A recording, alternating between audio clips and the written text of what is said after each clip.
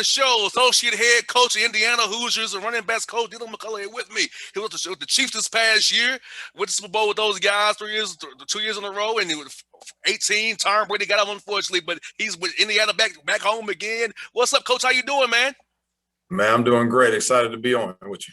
Coach, tell us this, man. February 8th, you made the move back to the Hoosiers. Man, tell us about the decision to come back to the Hoosiers and achieving your goal, finally hopefully being a college head coach, man. Yeah, so I mean, the plan when I went to the NFL, was to ultimately come back to college anyway. So, man, was just blessed to go there, man, under a great organization.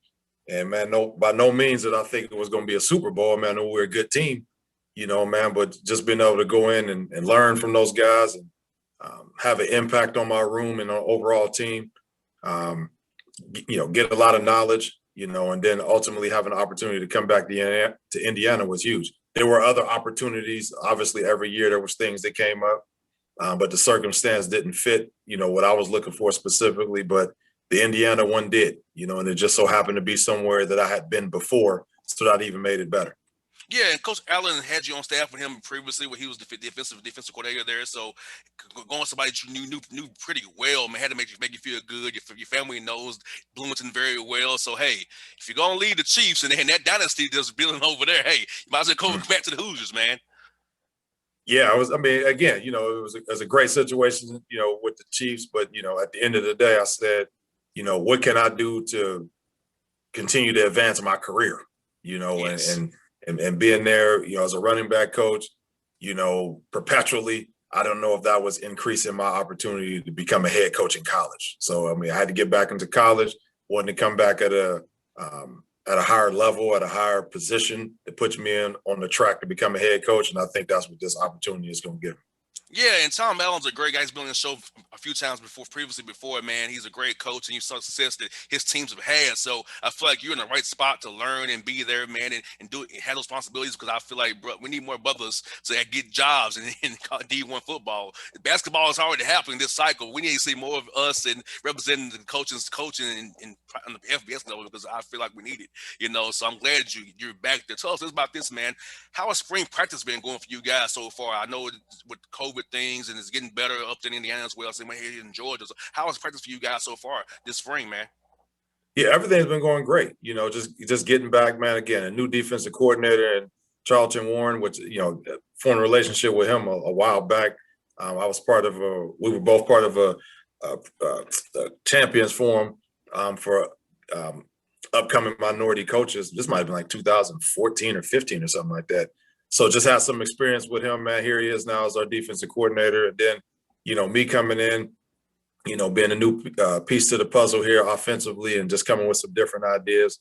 So, man, it was really great to just see how our guys embrace the new defensive scheme, man. It's legit. Look good to me, poses some problems for sure. And then, some of the wrinkles we put on offense, it's going to be exciting to see how it all plays out once we start the season. Most definitely, Coach. Like I said, Andy Reid is a great offensive mind. All those very, very creative, and you can run off inside zone, outside zone, jet sweeps. Always causing defense to declare quickly man zone. So bringing those principles that you brought back from the NFL down to Indiana, which here with the Hoosiers, man, I think it's gonna really help those guys out a lot, because you've seen it at the highest level and how offense can be created at the optimum peak, and cause defenses all kind of trouble. Oh, without a doubt. So. That's the part, and the players see it, and obviously the guys in our room see it. We got some great offensive minds here also, but just being able to come from the mountaintop of football, man, we don't want a Super Bowl. When it was in the Super Bowl again, Super Bowl last 2 years, being around some of the minds that I was around and with the Chiefs, and just bringing some of those things there, I think it's going to be exciting as we continue to implement some of the things. So we got some nice pieces here to build on. Most definitely, coaching, and offensively, I know when I played, it was kind of like it was passe to have being 11 personnel all the time. 11 personnel is pretty much base now. It's pretty much your best is nickel defensively, in which when you go nickel, it's going to be cover 3, cover 2, cover 4 quarters. So that's what you can do. Then you get them to declare, when you do some motion in there, they're done. So I feel like, where the game is now, hey, defense can only do so much. All I can do is really just keep them in front of you now. And hope to God that you don't stop you in the red zone. Pretty much being but don't break them. So I feel like the scheme offensively, man, make defense it's complex, but it's kind of still simple. So you can kind of put them in a bind where they can do so much. Yeah, I agree. And that's the thing. Just coming from with Coach Andy Reid and those guys. Our whole thing was making sure keeping guys paper shuffling. He said we want the guys on defense papers to shuffle. Guys start moving around. They like, hey, trying to find the answers. Like, what are we gonna do? Ball snap and it's over. So I'm just bringing some of those things. Also, obviously having some things from the static position that we'll do, but just a couple ideas. And again, things already here. Everybody got concepts, but it's just when to use them. There's ways that you can kind of spice them up or ways that you can disguise them. And Coach Miller, being a back, you got to really pass protect first and foremost, run the ball, protect the ball, and now it's about catching the ball too. Be able to run the route tree more than ever. More than some real route or a check down or a little option route. You got to actually know every route in the tree. It can do a transcontinental, do it a deep. A 9 up sideline. So talk about how the running back position in the passing game has really evolved over the years since you've been playing the game when you was playing. Yeah, I mean, I joke with these guys. I said when I was in school, shoot, man, you just ran the ball. I mean, it wasn't complex routes or anything. I mean, you ran a little flare route or something, a flat route or something like that. But you mainly were just pounding the ball. I mean, obviously now, just getting my guys, as I've been doing my whole career, versed in all aspects of running back play. Obviously being able to run the ball, but being able to block, pass protect, and run routes, on a very high level. So just, with me coming here, bringing that detail to these guys and the guys in the room really just like, wow, just sitting there mouths open because not only am I bringing a level of detail and just some different ways of doing things, I'm not making it hard for them. So the guys are just blown away with like, man, this is how you were teaching the guys in the NFL. I say, yeah, that's why they were. The guys in my room were pretty upset that I was gone. Clyde and them guys were based like, man, hold up.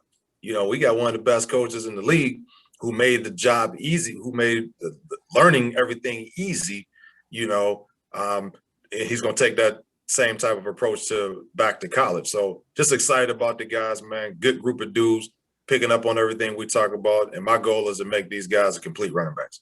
Those definitely, because I feel like the running back position is kind of not valued as it should be, Coach, because you need a running back. Because when it gets down to the fourth quarter, you got to run the clock out. Now, I know with the Chiefs, you can use Mahomes, but everybody don't have a Mahomes. You have to pound that rock and doing that 4-minute drill to kill the clock, bleed the clock down. So protecting the football with running the ball, blocking on a key third down, getting out there on a route, chipping. You got to been the complete back, like you had Le'Veon Bell this past year.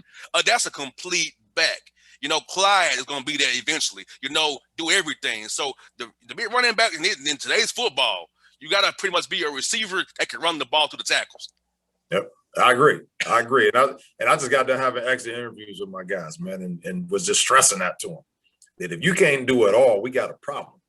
I say, because I'm used to having a room full of guys who can do everything. Now, everybody don't do it on the exact same level, but they're all capable. Hey, blitz come, it don't matter who it is, dude gonna pick it up. Hey, we running the ball, we got to convert short yardage. Every dude can do it. We running the route, the man gonna catch the ball. So now what they do after that, that's based on that individual's particular skill set. But we know on the most basic level, everybody is gonna have a baseline that they meet for us to be a championship level team. And coach, film study is so key. That all 22 is so key. Learning what defenses, what they're gonna do in certain looks. Because you and I both know they can disguise stuff pretty good when they want to. So you need young men to realize, hey, knowing a guy's keys. If he starts kind of going down close, maybe single high. If he's kind of playing the game, so I can bail out in cover 2 or being quarters. So, teaching the young men that, how's that being trying to teach them about how the key on the secondary to kind of know what the defense is going to pretty much do, so you know who you're going to be blocking the linebacker, block the nickel off the corner, what's going to be. Yeah, so when you're talking about it, rather it be just in, identifying fronts, not fronts, identifying coverages and different things like that, starting with safeties, looking at safety depth, as far as we start talking about protections, hey, is there a guy capped? Hey, is this, here we are, I'm set over into the boundary and protection. Hey, what is that safety doing? That guy sitting in the middle of the field, that corner likely ain't coming. If that safety is starting to drift over there to your left, or he's sitting there stacked, a couple yards inside that boundary corner, you got an opportunity for him to come. Same thing to the field, looking over at the nickel. It's just got how removed it is. You got an apex nickel out there. You got a safety stacked up over the top of him. You should know something is about to go down. All right. Mm-hmm. But just having these guys with that eye discipline and understanding that they can eliminate parts of the field and eliminate blitzers by just looking at any indicators to let you know if they're coming. So that was huge. I know in Kansas City, just, hey, you're doing that full field scan. Hey, but you can eliminate a guy right now just based on looking at how the coverage is and looking at where guys are preset. Most definitely, and I feel like motion is so key to that too, because it's gonna be man zone. They're gonna do sides, so it's like that motion is so key. And I love seeing how the motion is used today to kind of make a team declare or send the back out and bring the back in to make them bring declare. them back in. Yeah. Yeah, I love that because that stuff. Because I'm watching the game, coach. I'm watching for that stuff. Because my dad was a coach too. So for me, I'm with my dad. We looking at all different. We look at everything. We look at it. We forget the play. We try to look at okay, the setup. Okay, he's doing this. He's coming right here. That's what we doing. It drives my mother crazy. Why can't the players enjoy the game? We are enjoying the game. That's the game right there. That's the game. I mean, and just like what you're saying, undressing the defense, finding out what these guys are doing. Hey, back motion out there, back is out there. Hey, a backer come out there with him, he motion back in, it's on. Hey, you out there, it's a safety over the top of you or a DB over you. Come on back in. We know it's zone. It's man or zone off of that. So just having some of those different things to help undress the defense to find out coverages. I mean, that's kind of universal at this point. And tell us about my man Tevin Coleman. He played with the Falcons here for a good while. Now he's out in San Francisco now. Tell us about coaching Tevin and how he was out against a player when he was a Hoosier for you guys, man. Man, Tevin was unbelievable. I just remember when I were, going through the recruiting process with him. We'd only won one game coming into the time I was recruiting Tevin. But again, it's our relationships, and you form a great relationship with him. Tevin, I played in like a Navy type offense. So he was like a wing back. Tevin, before he came here, he had never lined up behind the quarterback and took a handoff. Wow. So just converting him from basically a fly sweep type guy to a legitimate, obviously a 2,000-yard running back, an upper end back in the country, was something that was fun to happen. But it was fun to see happen. But the steps that he took to do that, man, I was all him. I mean, this guy listened to coaching, and man, he took it to the next level. And coach, you played in one of my favorite leagues ever, the XFL, man. That was my favorite league ever. When I was a kid, man, I had my football. I watched every game. I mean, that was my favorite league. And I gotta tell you, my favorite guy was He Hate Me because of the name. He Hate Me, yeah. Oh, that was my favorite name. He Hate Me. The Enforcers, man, the Outlaws, man. I loved it. The Memphis Maniacs, Hit Me. And I remember it like yesterday. I was younger then, but I remember like yesterday, man, watching it with my dad on Sundays and Saturdays, man. Tell us about playing that league, man. How fun was it? Yeah, I mean, it was fun, I was in there for a short period of time. I had an injury, but just seeing how everything unfolded in that, just being there in training camp, we practicing in high schools. I mean, it was crazy, man. I mean, yeah, I know. I remember we went to practice one time. We practiced in Florida. This is a crazy off story, but it was just ridiculous as it was. We practiced and we came in from practice. We practiced at a high school. We coming in and you can just hear everybody just like, it's like a wave of people screaming like, man, I don't believe this.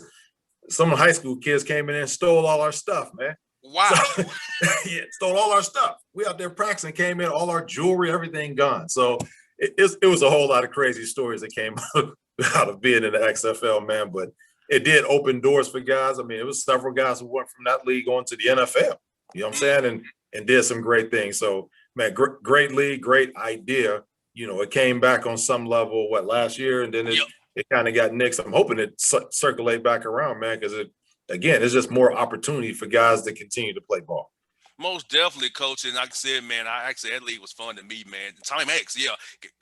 LA Extremes still quarterback for a long time now. So, they had Big Ben come out to him. So, yeah, man, I mean, you said that league was definitely a trailblazing. A lot of rules for the fan engagement and the cameras came from that league. So the NFL stole a lot from the XFL. They didn't like it, but they stole a lot from the XFL.